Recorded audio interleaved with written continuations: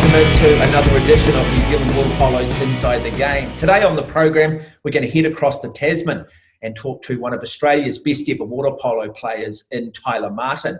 Talk a little bit about his career, but more importantly, we're going to talk about the company that he established in 2013, a brand you'll all be familiar with. After all, they're a major sponsor of New Zealand water polo. Of course, Delfina Sport. But before we do that, the first question I asked him was, why water polo when there are so many sports in Australia for a young man to choose from? So it happened, I suppose, when I was about 12. I was playing a few different sports, and some friends of mine actually roped me in down to the local pool for a local competition at Drummoyne, which is my club. We played like a junior development comp, and I enjoyed it. And I thought, all right, I'm not too bad at this. I'm enjoying it. It's better than swimming, and it sort of went from there. And when did you start to realise you had a little bit of ability, perhaps? Like I made a state team when I was 13 or 14, but it was only, I guess, the secondary team. And it was probably a year or two after that when I was invited to train at the Institute of Sport in New South Wales.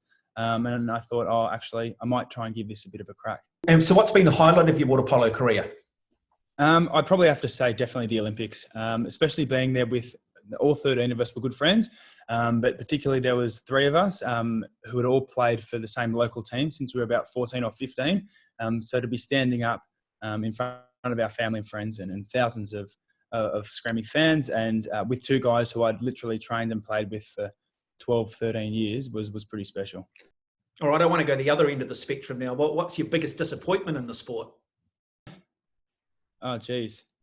I mean, that was probably also a disappointment, not going through to the quarterfinals. I think we had a team that we thought could get a medal. So that was a big disappointment, obviously. And then, I mean, there's been lots of disappointments. I've lost plenty of grand finals, missed out on teams, all sorts of things. The message, though, for people watching this, isn't it? You do have to learn how to lose before you learn how to win. You've got to be able to deal with adversity if you want to make it to the top in any sport. Yeah, definitely. I've definitely lost, for my first few years of my career, I suppose, when I was younger, we lost a lot more than we won. And then slowly the tide turned. Well, Delfina, it's been established since 2013. How did it start? Where did the idea come from? It started a couple of years before in a different capacity, I suppose. I was playing a professional season in Italy in 2010, and I happened to meet an American guy who founded quite a good-sized company of swimwear and aquatic technical equipment, and he was just passing through on a holiday. And we got chatting, and I actually got his business card. When I came back to Australia, I was emptying the wallet. I was still at uni at the time, and I thought I'd just give him an email. Emailed him, ended up doing a little bit of work for his company here. But a few things didn't really pan out, I suppose. But through that connection, I made the connection to the production facility that we use today. And I kind of just sat on that for a little while. Then after 2013 World Championships in Barcelona, I actually headed over to the production facility in Europe and worked out an arrangement with the owner there and kind of went from there. Let's talk about your brand name, Delfina. Where did you come up with the name? What does it mean? It means dolphin, and I suppose the origin is just that I think it's a good sounding name. It kind of plays on Fina inadvertently, and yeah, it's an aquatic animal, and I think it just had a good ring to it. You must have clearly believed that there was a niche here in the market that perhaps some of the bigger players weren't maybe looking after some of the smaller sports, such as your sport, water polo. I think so. The big guys, the speedos, arenas, and whatnot, never really showed much interest in the customized side of it. It is fiddly. It can be fiddly from the back end perspective, and it's not just a matter of going to China and mass producing. So, because of the bespoke nature, there was definitely a gap in the market. Also, because Australia and New Zealand were quite a long way away from the rest of the world, there were issues with shipping time, production time from overseas. This is previous to us sort of starting up, and we thought, well, look, there's an opportunity here. Let's see how it goes, and here we are. How much emphasis is placed on innovation when it comes to your product line? How much emphasis is placed on having that ability to customize for individuals or for teams? So between myself, our newly appointed general manager, Lewis, and the production facility owner, we do talk on a regular basis about what we can do to I guess, innovate. An example of that is we literally provided about 5 to 6 different variations of the female cut for the national Australian girls team. They had a few requests that they wanted different fits and different various cuts and stitching and things like that in the zipper. So we made a number of amendments there. We were able to get what they wanted to, which was a great result. And also our production manager goes to almost every trade show in Europe and globally. So he's always at the I suppose, cutting edge of innovation in this field. An example of that is when we started, we actually had I think it was about a 25% superior printing technique, which meant that our colours would last longer and are brighter than potentially other.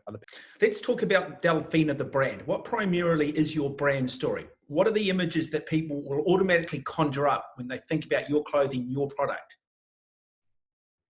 I think we want to be, I guess, like a professional and approachable, I suppose, is where we want to be. We're not elitist. We want to sell our swimwear to, a traveling rugby team who wants to go to Thailand for their inter-season party, and also the Olympic team for Australia water polo.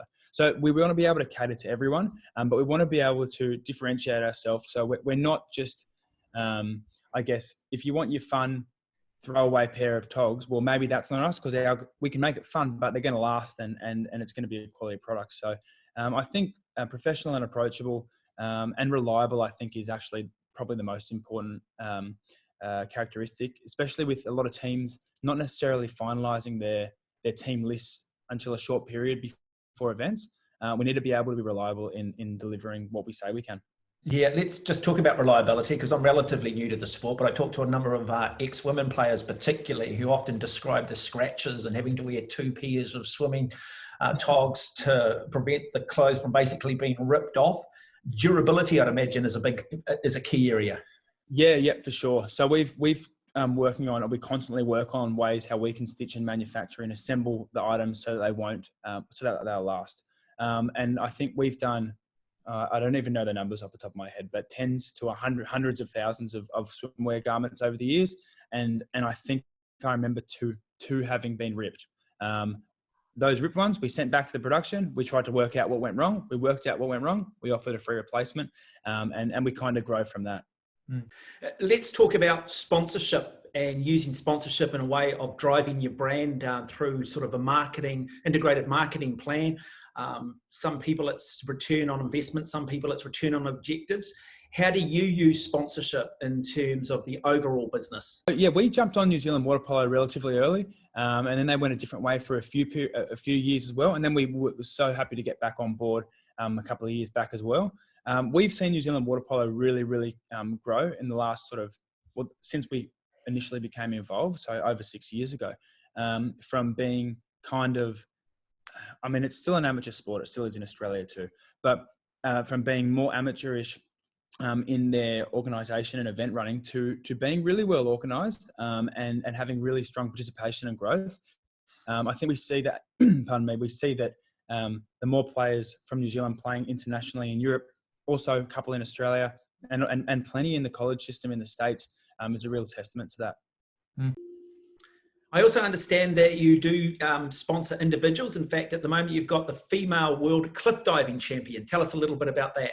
Right, Rhiannon Ifland. I think she's 4. I should know this, but I think she's 4 or 5-time reigning Red Bull cliff diving world champion and double reigning FINA world champion as well. So I'm sure it's only a matter of time before that becomes Olympic sport as well, because it's just so entertaining.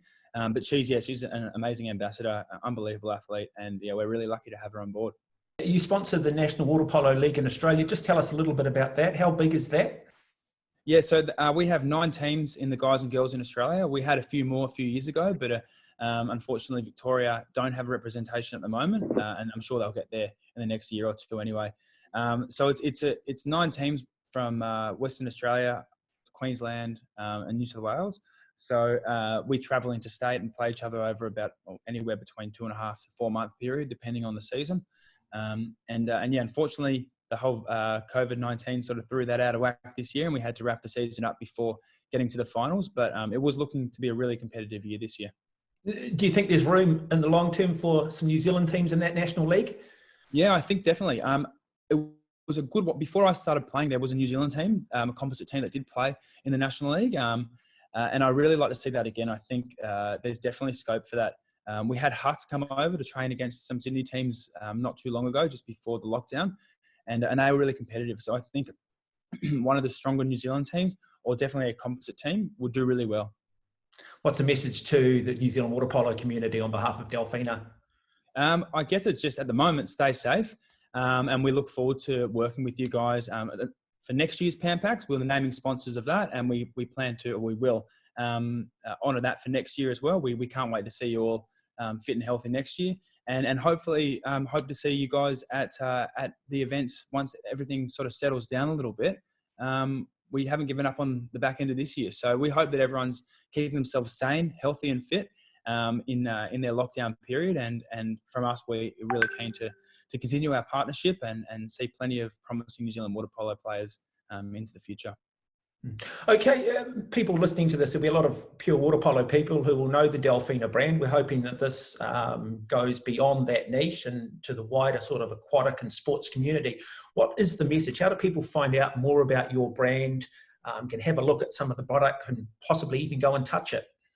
Yeah. So basically, at the moment, given the whole lockdown situation, we're primarily online, but our website is delfinasport.com. DLFINA sport.com. Instagram is just at Delfina Sport.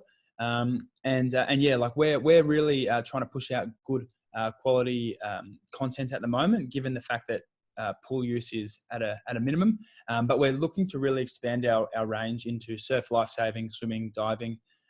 So we're definitely not a one-trick pony in who we can provide, and we want to be able to advertise and sell and support all sorts of aquatic-based communities. And we do encourage you to check out the full range of Delfina product. Well, Tyler Martin, what a class act. Don't you hate overachievers? Wonderful athlete and clearly very successful in business. It just shows, though, with a good work ethic, understanding your product and a little bit of a dream, it's amazing what you can achieve. Hope you have enjoyed this edition